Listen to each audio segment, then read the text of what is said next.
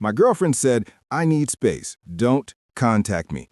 I responded, all right. Then I posted the vacation pics I found of her with another man, tagging his wife. Suddenly, my phone was blowing up with their panicked calls. Original post. I, 32, let's call me Jonathan. I'm still reeling from the sheer audacity. It's actually been a full week since I took action and everything exploded. But the whole saga really began about 3 weeks ago now. That's when my girlfriend Nicole, 29 female, hit me with the I need space bombshell via text, of course. We'd been together 3 years, living in my house, my name, my mortgage for the last 18 months. Things felt a bit distant, sure, but I thought it was just work stress on her end. The text came on a Saturday morning. Nicole, hey, things are feeling really overwhelming for me lately. I think I need some space to myself to just breathe and figure things out. Please don't contact me for a bit. I'll reach out when I'm ready. Hope you understand. Space. Never a good sign, but I'm a rational guy. Me? All right, Nicole, I understand. Take the time you need. Then radio silence, which she asked for. The week that followed her text was a blur of confusion and hurt. I replayed everything, wondering what I'd missed. Fast forward to Friday, February 7th, a week before I'm writing this initial post. I was mindlessly scrolling Facebook and a post from a mutual acquaintance pops up, a surprise romantic getaway album. And there's Nicole, looking far too happy and cozy with Brandon, 35 male, a married colleague of hers. Champagne, hand-holding on the beach, the works. The dates lined up perfectly with her need for space. My stomach churned. Space was a cover for a secret trip with a married man. She hadn't just lied, she'd orchestrated this, expecting me to be none the wiser. The initial sting of betrayal quickly morphed into a cold, calculated anger. She wanted a consequence-free fling, keeping me as a backup plan in my own home. No, not happening. You want space, Nicole? Granted. And Brandon's wife, Rachel, a lovely woman who deserved to know about these spontaneous adventures. So, Saturday morning, February 8th, I got to work. I saved the most damning photos, the hotel room selfie, the beach hand-holding, a candle at dinner shot where his arm was way too familiar, undeniable. I crafted a new public Facebook post, short, sharp, to the point. Heard you needed space, Nicole. Looks like you found it. Hope it was worth it. Oh, and Rachel, tag Brand's wife. Thought you might want to see how your husband Brandon spends his business trips. Spontaneous adventures, soul connections, truth hurts. Attach the photos. Every single one. That immediate aftermath last week was insane. My phone went into the meltdown about 30 minutes after that post went live on February 8th. Non-stop calls, texts, DMs from numbers I didn't recognize. It was glorious chaos. First, Brandon. Pure panic. Brandon, Jonathan, what the heck? Take that down now. You have no idea what you're doing. Jonathan, I'm serious. This is my life, my marriage. Take it down. Nicole said you were basically over, said you wouldn't care. So Nicole was already spinning tales for her affair partner. Noted. I didn't answer. Then Nicole, the terror in her voice was a symphony. Jonathan, what did you do? Are you insane? You've ruined everything. Rachel called me screaming. Brandon is freaking out. Delete that post right now and tell everyone it was a joke. Nicole, another voicemail now with tears. Please, Jonathan, please. My job, Brandon's job, his kids. You have to fix this. I'll do anything, anything. The desperation was palpable, but the entitlement still shone through. The expectation that I'd clean up her mess. Next, the flying monkeys. Nicole's BFF, Samantha, always superficial. Jonathan, that was a really rotten thing to do. Nicole is a mess. People make mistakes. Taking it public and dragging Rachel into it, low blow.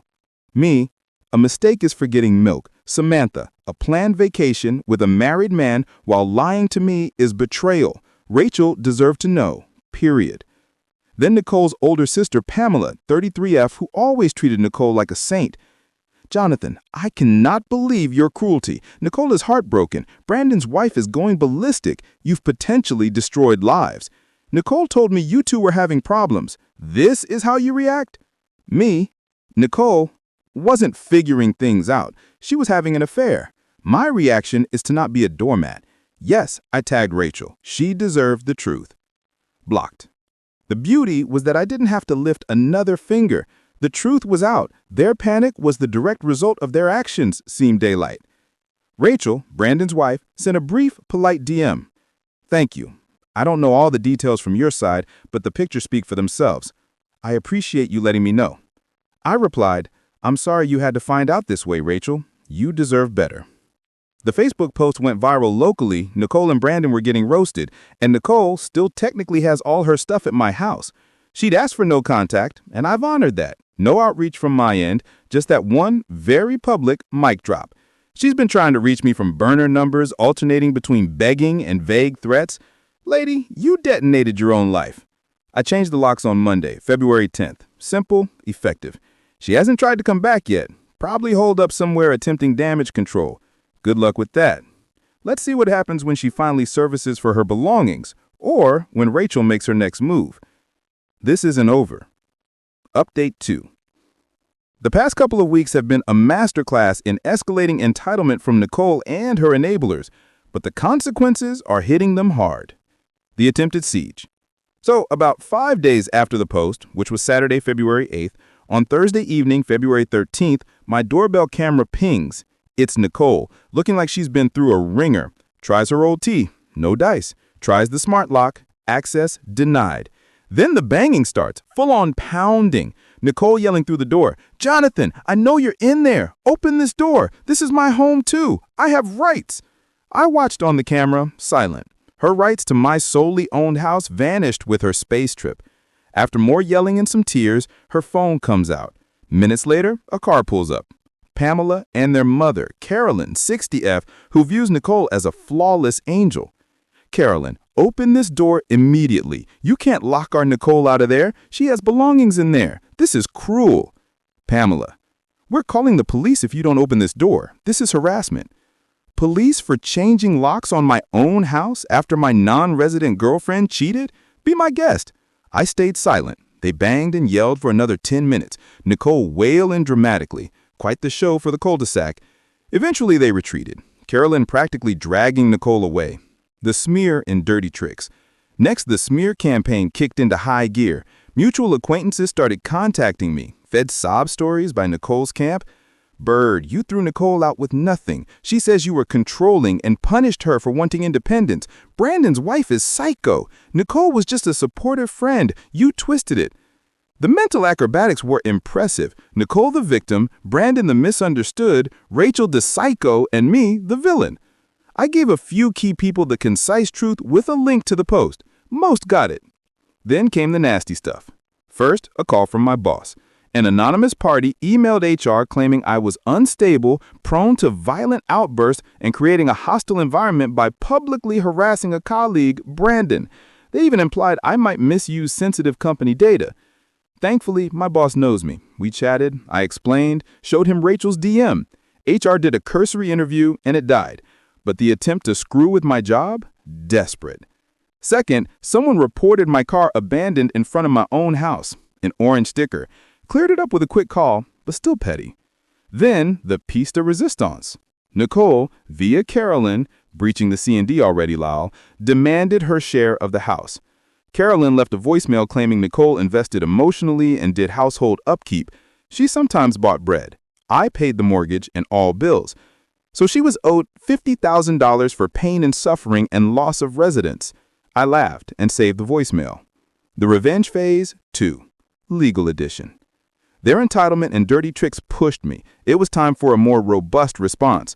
I hired a sharp lawyer. Step 1, cease and desist. We fired off a C&D to Nicole, Pamela, and Carolyn. It detailed their harassment, defamation, and warned that further contact or attempts to damage my reputation, property, would result in immediate legal action, including damages and a restraining order. We attached their own texts and voicemails. Step 2, the belonging standoff. Nicole, through Carolyn, already breaching the C&D law, demanded access to get her things. My lawyer's reply, Ms. Tunnekuk can provide a list of personal belongings. Mr. Jonathan, last name, will pack them. A third party, not family, can collect them from the curb at an appointed time. No entry. Items not claimed in 7 days will be disposed of. The outrage from Carolyn was epic. He can't do that. What if he breaks her things? My lawyer's cool response, provide the list. Step 3. The knockout. Brandon and Rachel. Rachel filed for divorce, naming Nicole for adultery. Public record. My lawyer formally offered Rachel's lawyer my cooperation and evidence. Nicole's space text, the post, her panicked voicemails to counter any lies Brandon might tell in court. Brandon was trying to claim he was the victim. My evidence would vaporize that defense. The fallout for Nicole and Brandon is biblical. Brandon is reportedly on his brother's couch, career torched, their conservative company was not amused by the scandal, and Rachel is taking him to the cleaners. Nicole, unemployable in her field locally, back with Carolyn, who's now also under a C&D. The $50 demand vanished. They wanted war, they got a precision strike. Their entitlement bubble burst. Watching it happen, truly priceless. Final update. It's been a few months now since the last barrage. The cease and desist, backed by the threat of actual legal teeth, worked like a charm.